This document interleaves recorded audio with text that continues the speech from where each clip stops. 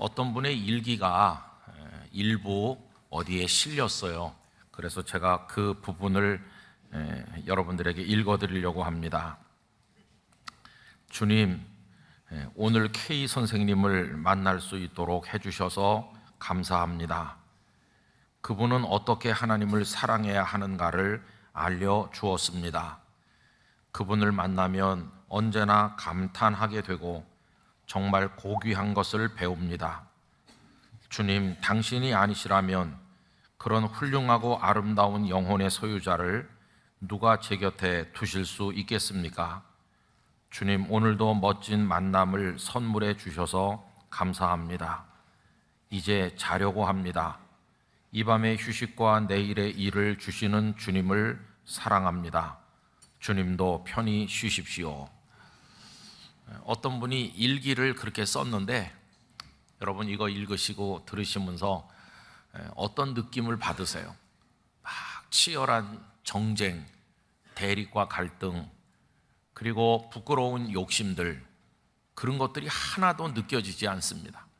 읽어 내려가는 마음에 가득 채워지는 것은 평안과 잔잔한 기쁨, 그리고 하나님께서 주신 소박한 만남에 대한 감사, 이런 것들로 가득 차 있다는 것을 깨닫게 되는 거죠. 참 그 삶이 평온해 보이면서도 아름답다는 생각을 가지게 됩니다. 저는 이런 생각을 해봤어요. 이 글을 쓰신 분과 K 선생님은 어디서 만났을까? 자그마하고 정갈한 찻집에 앉아서 도란도란 얘기를 나눴을까? 아니면 책상은 흐트러져 있고 여러 가지 할 일에 눌려서 마음이 힘든 이 글을 쓰신 분의 사무실로 그 K 선생님이 찾아오셔서 그를 위로해 주면서 차 한 잔을 나눴을까? 이런 생각을 혼자서 해봤습니다. 그 만남이 어디서 어느 시간에 이루어졌든지 간에 분명한 것은 이 두 사람이 헤어지면서 밝은 미소를 짓고 행복해 했으리라는 것입니다. 이 두 사람이 부자인지, 나이는 얼마나 됐는지, 건강한 사람들인지, 유명한지 아무것도 알 수 없지만 분명한 것은 이 두 사람이 행복했으리라 하는 것입니다. 그래서 이 글을 쓰신 분의 일기에 그 K 선생님은 훌륭하고 아름다운 영혼의 소유자로 등장하게 되는 것이고, 어쩌면 그분도 일기를 쓰는 분이라면 이분의 이야기가 그의 일기에도 등장하지 않았을까 생각을 해보기도 했습니다. 그리고 분명한 사실은 이 두 사람의 일기 속에는 주님께서 등장하셨을 것이라 하는 것입니다. 왜냐하면 주님께서는 이 두 사람의 마음에 계셨고 이 두 사람에게 만남을 허락하셨고 이 두 사람에게 주님만이 주시는 행복과 기쁨으로 채워주셨기 때문입니다. 그래서 이 글을 읽으면서 마음속에 참 평온한 행복이 느껴졌습니다. 우리 영락교회 성도 여러분, 또 이 예배를 함께하는 모든 분들 어떻게 살고 계십니까? 저에게도 여러 가지 이야기들이 전해지는데 참 많은 이들이 힘들게 살고 있다는 생각을 하게 됐습니다. 세상이 우리 삶을 얼마나 많이 애워싸고 위협하는지, 또 제게 들리는 여러 이야기 속에도 힘들게 버티는 분들의 이야기들이 많이 들리고 있는 걸 보면 참 세상은 슬프고 아프고 어려운 곳이라는 생각을 하게 됩니다. 세상을 보는 눈이 두 가지가 있는 것 같습니다. 하나는 이 세상은 죄악이 가득하다. 그래서 힘들고 어려운 고통의 세상이다. 그래서 세상에는 희망이 없다. 우리가 바라볼 것은 하나님의 나라뿐이고 우리가 의지할 분은 주님뿐이시다. 이런 견해가 있습니다. 성경이 우리에게 보여주는 것이고 하나도 잘못된 것이 없는, 그래서 이 세상에 우리가 미련을 가지고 산다는 건 어리석은 일이고 우리 모두가 오직 주님만을 바라봐야 될 것입니다. 그런가 하면 이 성경은 그와는 조금 결이 다른 가르침도 주고 계시는데, 이 세상은 하나님께서 창조하신 아름다운 곳이고 우리의 삶의 터전이며 하나님께서 지금도 일하고 계신 멋진 곳이다. 하나님께서는 지금도 세상을 섭리하셔서 햇볕을 주시고 이른 비와 늦은 비를 주시고 농작물이 자라게 하셔서 우리들의 먹거리가 되게 하시고 우리들로 하여금 사랑하는 이들을 만나서 어울려서 살아가도록 하시는 바로 그 현장이 이 세상이다. 그래서 이 세상에 사는 동안에 하나님 내려주시는 은혜와 복을 마음껏 누리면서 행복하게 살아야 된다. 그런 말씀도 이 성경 속에는 들어 있습니다. 전혀 어울릴 것 같지 않은 이 두 가지 세상을 바라보는 견해가 성경 속에 다 있기 때문에 우리 그리스도인들은 어떻게 생각해야 될까요? 여러분, 이 두 가지를 다 마음에 담아야 됩니다. 우리 모두 이 세상에 대해서 욕심이 많은 그런 잘못된 집념 같은 거 다 버리고 살기를 원합니다. 여러분, 이 세상을 애착심을 가지고 바라보지 말고 언제든지 하나님께서 부르시는 그날이 되면 훌훌 털고 찬송하며 주의 품에 안길 수 있는 마음으로 하나님의 나라를 대망하며 살아가기를 원합니다. 그러나 그 순간이 오기까지는 이 땅에서 하나님 내려주시는 복을 누리시기를 바랍니다. 하나님을 찬송하시고 하나님의 은혜를 아침 저녁으로 맛보시면서 행복한 그리스도인으로 살아가시기를 간절히 바라는 것입니다. 하나님 우리를 그렇게 사랑해 주시니까 그 사랑을 발견하고 하나님 얼마나 멋진 분인가, 하나님의 위대하심을 매 순간순간 재발견하면서 기쁨 가운데 살아가시기를 바랍니다. 여러분, 요즘에 얼마나 살기가 어렵습니까? 비가 쏟아지는 곳에는 너무 많이 와서 다 떠내려가고 비가 오지 않는 지구촌 어딘가는 바싹 말라고 그냥 폭염이 기승을 부리는데 얼마나 살기가 어려운 세상입니까? 국내외적으로 우리들이 만들어내는 이야기는 얼마나 마음 아픈 이야기들이 많습니까? 그렇게 힘든 속에 살지만 오늘 2부 예배를 드리는 우리 모두에게 하나님께서 하나님이 최고이심을 깨닫는 기쁨과 감사로 감탄하면서 찬송하면서 살아가도록 도우시기를 간절히 바라는 것입니다. 시편을 읽어보면 하나님을 찬양하라 그런 가사들이 그 시 속에 많이 나오는데 그분들도 어렵고 힘든 상황에서 그렇게 한 겁니다. 오늘 시편 100편도 다를 바가 없겠죠. 이 시편 100편은 93편에서 99편까지 이어지는 하나님은 우리의 왕이시며 우리를 다스리시며 위대한 창조주이시다 하는 그 내용들을 종결짓는 마치 송영과도 같은 시가 이 100편이라고 할 수 있습니다. 이 시인이 누구이신지는 잘 모르겠지만 1절과 2절에서 하나님을 경외하고 섬기고 노래하라고 권면하고 있죠. 1절, 2절을 다 같이 읽어보겠습니다. 온 땅이여 여호와께 즐거이 부를지어다. 기쁨으로 여호와를 섬기며 노래하면서 그 앞에 나아갈지어다. 할렐루야. 여기 온 땅은 하나님 창조하신 모든 세계와 그 안에 살고 있는 모든 숨쉬는 존재들을 말하는 것이고 모든 사람은 하나님을 섬기고 하나님을 찬송하라고 권면하는 것입니다.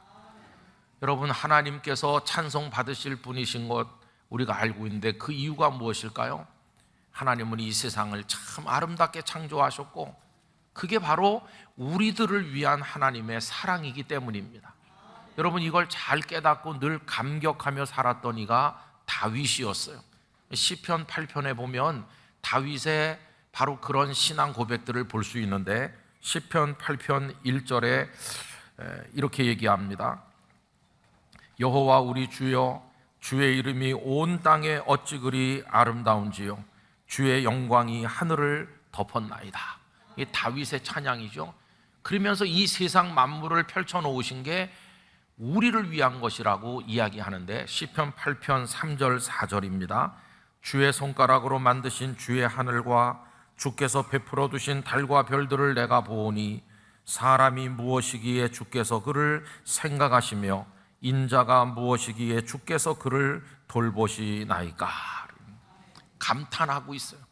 하나님께서 펼쳐놓으신 이 하늘들, 거기 매달아 놓으신 해와 달과 별들, 그리고 그 속에서 이루어지는 모든 것들, 우리에게 공급하시는 풀 한 폭이 이르기까지 그 모든 것에 다윗은 감탄하고 또 감탄하며 하나님을 찬양하였습니다.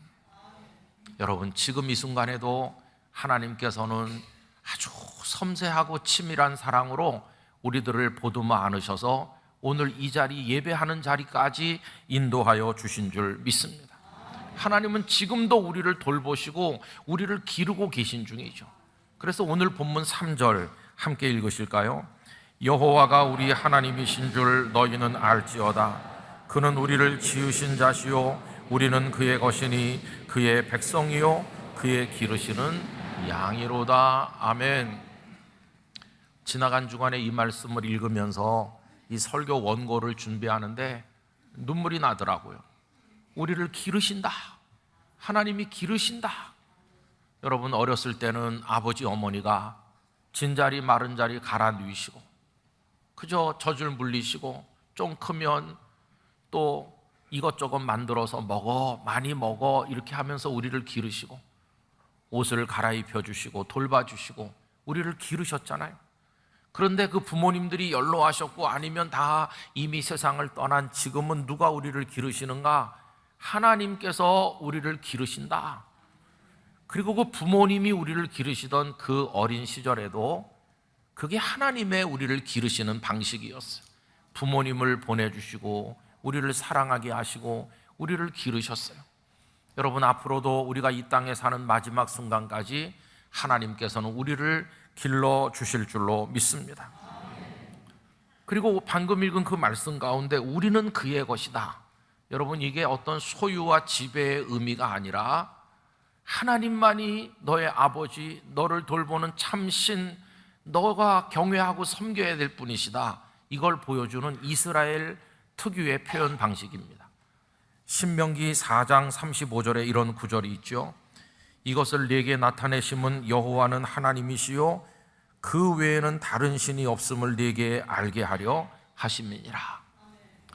하나님만이 너희들의 참된 아버지고 하나님만이 너희들의 참된 신이시고 너희들을 돌보고 기르시는 분이고 그 외에는 그 누구도 너희들을 돌볼 분이 없다는 것을 알아라. 이렇게 말씀하시는 거죠. 그런 의미에서 우리는 하나님의 것이라 하는 것입니다. 또 그 뒤에 보면 그의 기르시는 양이다 이렇게 나오는데 그것을 직역을 하면 그의 목장 안에 있는 양이다 그런 뜻입니다. 여러분, 우리가 하나님의 목장 바깥에 버려지지 아니하고 하나님의 목장 안에 있게 된 것이 하나님의 은혜인 것이죠. 그래서 이 시편 100편의 시인은 그 좋으신 하나님을 절대적으로 신뢰하고 있는 거죠. 그게 오늘 본문 5절입니다. 여러분, 5절 같이 읽으실까요? 대저 여호와는 선하시니 그 인자하심이 영원하고 그 성실하심이 대대에 미치리로다. 아멘. 여기 인자하심이라는 헤세드는 절대적이고 완전한 하나님의 사랑으로서 신약 성경과 연관시켜서 말하면 아가페 사랑을 말한다고 할 수 있습니다. 또 성실하심으로 번역된 에무나는 조금도 흔들림도 변함도 없으시고 말씀하신 것을 반드시 이루시며 처음부터 끝까지 초지일관하시는 그 하나님의 신실하심을 말하는 것입니다. 하나님은 인자하시고 성실하시다. 그런데 그 앞에 서 있는 사람은 어떻습니까? 여러분, 이스라엘 백성들은 하나님을 수도 없이 배반했습니다. 하나님을 버리고 우상을 숭배하고 하나님을 떠났죠. 그 이스라엘의 이야기가 오늘 우리들의 이야기입니다. 하나님은 그런 사랑으로 그런 성실함으로 우리를 품으시지만 이 땅에 숨쉬며 사는 인생들은 다 하나님 버리고 욕망을 신처럼 섬기고 얼마나 추하고 악하게 살아왔는지 그 창조의 아름다운 세계가 다 인간의 욕망으로 망가져서 오늘 지구촌의 고통이 우리로 인한 것입니다. 뉴스들을 보셔서 아시겠지만은 지중해가 불타고 있다. 지중해 바닷물이 35도가 넘는다. 저 미국 어디는 40도가 넘는다.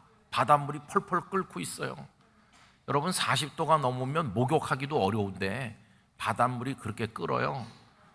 조금 더 지나면 생선이 저절로 익어 떠오르면 바다가 매운탕이 될지도 몰라요. 망하는 겁니다. 얼마나 이게 비극인지 몰라요.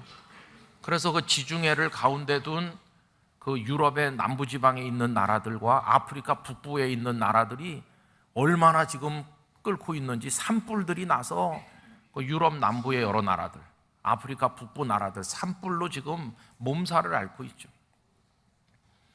비가 오는 것은 너무 많이 쏟아지고 있고 비가 안 오는 것은 바싹 마르고 폭염으로 고통받는데, 여러분 보셨는지 몰라요. 이란의 어느 공항은 온도가 67도까지 올라갔다. 이미 사람이 생존할 수 없는 그런 지경에 이르고 있는 거죠. 거기다가 우리들이 만들어내는 정쟁과 대립과 갈등, 강대국들 사이의 이해관계의 그 갈등들 속에 우리 너무 힘들어요. 그래서 아까 말씀드린 것처럼 세상에 희망이 없고 정말 하나님 나라밖에 없는 것 같다, 그런 생각이 들어요.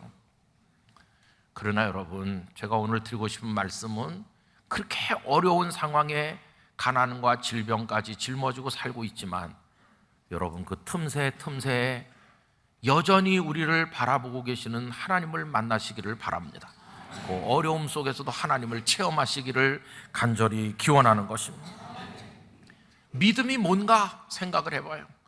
여러분, 믿음이라고 하는 것은 칠흑 같은 어둠 속에서 한 줄기 빛을 볼 수 있는 눈을 말하는 것이고, 가라앉는 뱃전에서 구명조끼를 찾아 입는 걸 말하는 것이고, 아우성치는 그 소음 속에서 하나님의 세미한 음성을 분별할 수 있는 거, 그게 바로 믿음이라고 생각합니다. 그래서 우리는 그 하나님을 발견하는 것이고 만나는 것이고, 우리로 하여금 울다가도 미소 짓게 하시는 하나님을 찬송하면서 하나님, 그래도 하나님으로 인해서 살 수 있어요, 이렇게 고백하면서 우리에게 주어진 생명의 나날을 살아나가야 될 줄로 믿습니다. 11세기 캔터베리 대주교였던 그 안셀름 이후 가장 위대한 캔터베리 대주교로 존경받는 윌리엄 템플이라는 분이 계시죠. 그분의 기도가 참 가슴에 닿아요. 이런 기도가 있습니다. 저를 단순하게 만드신 하나님, 저로 하여금 더 단순하게 살게 하여 주시옵소서, 이렇게 기도했어요. 세상은 너무 복잡하고 요란한데 그 모든 것들에 얽매여서 사는 게 아니라 하나님 앞에서 단순하게 오늘 자고 깨고 먹고 마시고 살아가는 이 평범한 일상 속에서 하나님을 바라보는 거예요. 여러분, 그는 복음서를 읽으면서 예수님께서도 복잡하게 가르치지 않으시고 우리가 늘 경험하는 단순한 일상 속에 나타나시는 하나님을 가르치셨다는 걸 깨달았어요. 그래서 그는 이렇게 말했습니다. 예수님께서는 지극히 일상적인 일, 태양이 솟아오르고 비가 내리고 식물이 성장하는 일과 같은 지극히 사소한 것을 통해 위대하신 하나님을 볼 수 있도록 가르치셨다. 여러분, 해가 뜨고 비가 내리고 이건 너무 당연한 일상 아닙니까? 그런데 그 소소한 것 속에 위대하신 하나님의 손길이 있음을 예수님께서는 사람들에게 가르쳐 주셨다는 것이죠. 저는 이걸 깨달은 이 윌리엄 템플 역시 평범한 일상 속에서 하나님을 만나는 기쁨으로 살아가신 분이라고 생각을 하는 것입니다. 오늘 예배하는 성도 여러분, 우리도 시편 8편을 지은 다윗처럼 이 시편 100편을 지은 이름 모를 어떤 시인처럼 하나님의 세상을 바라보면서 하나님을 송축하며 살기를 원합니다. 하나님의 선하심과 그 하나님의 인자하심, 하나님의 성실하심에 감격하면서 날마다 하나님 최고이십니다, 이렇게 노래하며 기쁨에 겨워 살아가는 은혜를 얻게 되기를 간절히 원합니다. 지금 우리 숨 쉬고 있잖아요. 그리고 이 귀중한 예배 자리에 나와 앉아 있잖아요. 그리고 예수 그리스도의 십자가 보혈로 죄 사함 받은 하나님의 자녀가 되어 있는데 뭘 더 바라겠습니까? 이미 우리는 충분한 하나님의 은혜를 받고 있는 줄로 믿습니다. 그저 감사할 것밖에 없죠. 우리가 오늘 여기 앉아 있는 게 우연이 아닙니다. 얼마나 많은 위험이 우리에게 다가왔다 지나갔는지 우리도 모르는 사이에 하나님 우리를 돌보셔서 여기 있게 된 것이죠. 궁금해하는 분들이 있어서 말씀드립니다마는 얼마 전에 제가 교통사고를 당했거든요. 아내와 함께 둘이 경부고속도로를 편안하게 천천히 가고 있었는데 화학물질을 가득 실은 45톤 탱크로리가 저를 살짝 건드렸습니다. 그 순간 모든 게 다 불가능한 상황이 오더라고요. 핸들을 꽉 잡았지만 차가 튕기면서 팽 돌면서 저는 3차로로 가고 있었는데 그 차는 결국은 1차로에 중앙분리대를 들이받으면서 멈춰 섰어요. 다른 차들이 또 와서 받았으면은 제가 오늘 여기서 설교를 하겠습니까? 그런데 그 1차로에 아무 차도 오지 않고 있었어요. 2차 사고가 일어나지 않았고, 그리고 보니까 아내도 저도 머리털 하나 상하지 않았어요. 차는 그날로 폐차했습니다. 그리고 하나님께서 사자굴에서 다니엘을 지키시듯이 저희 두 사람을 지켜서 이렇게 멀쩡하게, 그래서 여러 가지 생각을 했어요. 그래도 할 일이 있어서 아직도 할 일이 있다고 남겨두셨나 보다, 그 생각을 했고요. 그 다음에 핸들을 내가 아무리 잡아도 인생의 핸들을 주장하시는 분은 하나님이시라는 걸 알게 됐어요. 그리고 또 한 가지는 오늘 갈지 내일 갈지도 모르는데 세상에 대한 욕심, 돈에 대한 욕심, 명예와 이런 거에 대한 욕심 다 버려야 된다. 다 버리고 그냥 하나님 사랑하다가 가는 거다. 그런 생각이 더 강해졌어요. 그래서 여러분, 제가 참 하나님의 놀라운 은혜를 저희 두 사람이 같이 경험했어요. 제가 좀 달라진 것 같지 않으세요? 그래서 오늘 여기 설 수 없는데 하나님이 서서 또 여러분을 만나게 해주신 거예요. 이게 얼마나 여러분들에게 많은 이게 그런 하나님의 돌보심이 저에게만 있는 게 아니에요. 우리가 몰라서 그렇지 다 하나님 우리를 섬세한 손길로 사랑하셔서 오늘 저는 여기 우리가 있다고 믿습니다. 풀 한 포기를 봐도 감사하고, 야, 오늘도 해가 떴어, 얼마나 감사해요. 그리고 이렇게 성도들이 모여서 영락교회 예배당에서 내가 하나님을 예배할 수 있는 게 얼마나 감사해요. 우리 다 천국을 예약한 사람 아닙니까? 그죠? 다 그냥 화가 난 사람같이 얼굴이 굳어있고 입이 막 이만큼씩 나오고 하나님을 향해 원망을 쏟아놓고 그러지만 우리 성도님들은 그냥 해맑게 웃으면서 하나님 감사합니다, 이렇게 하시기를 바랍니다. 지금은 여기서 예배하지만 언젠가 천국의 예배자가 될 날이 올 텐데 우리 그때까지 하나님을 섬기며 기쁨에 겨워 살아가시기를 축원합니다. 여기 어떤 분이 예배자의 감격을 기록한 글이 있어서 가져왔는데 아마 이분은 일부 예배 드리는 분 같아요. 일부 예배. 여러분도 일부 예배 한번 와보시기 바랍니다. 이 내용이 그래요. 정갈한 아침, 영혼의 방 구석구석에 쌓인 먼지들을 떨어내고자, 그리하여 맑고 고운 마음이 되고자 긴 의자 위 한 점에 앉는다. 아마 이 장의자 어딘가 와서 앉았겠죠. 밝은 햇빛은 아직 창문을 통하여 흘러 들어오지 않으나 그러나 약간 어둡기 때문에 더욱 고요하다. 하루, 첫 예배, 첫 시간, 영롱한 알갱이들로 귓가에 와닿는 말씀들, 여기 빈 공간이 있어 이곳이 내 자리, 이곳은 언제 와도 내 자리, 이곳은 주님의 앞이기에 주여 영원히 정갈하게 하소서. 영혼의 방 그곳에서 청량함을 맛보게 하소서. 예배자의 감격을 이렇게 노래하였어. 저는 우리 모든 성도님들이 예배자로서 하나님을 찬송하고 매일매일 순간순간 문득문득 그 하나님의 존재와 그 사랑을 발견하고 깨닫고 기뻐하시면서 이 지난하고 어려운 인생의 짐을 극복하시면서 하나님 앞에서 살아가시기를 간절히 축원합니다. 하나님은 위대하시다, 하나님은 정말 최고이시다, 이렇게 노래하는 우리 모두가 되기를 간절히 축원합니다.